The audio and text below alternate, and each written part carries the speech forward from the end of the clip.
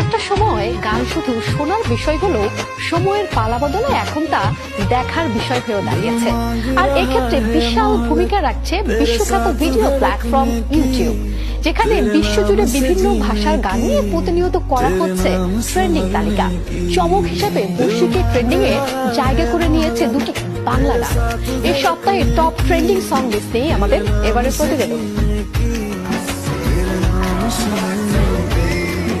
বৈশ্বিক YouTube charts lady top music ভিডিওতে প্রতিদিন জায়গা করে নেয় নতুন গান।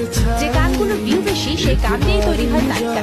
এই তালিকায় বর্তমানে শীর্ষে রয়েছে কাম ব্যাক টু মি শিরোনামে একটি গান। গানটি গত 9 মে মুক্তি পেয়েছে। বিটিএস তারকা RM এর একক অ্যালবামের সিঙ্গেল ট্র্যাক এটি। 9 মে মুক্তি পাওয়া আরেক গান রয়েছে এই তালিকায়। লস মাই ব্রেথ নামের গানটি কোরিয়ান পপ ব্যান্ড স্ট্রে কিডস এর। গানটিতে ফিচার করা হয়েছে মার্কিন সঙ্গীত শিল্পী চার্লি পুথকে।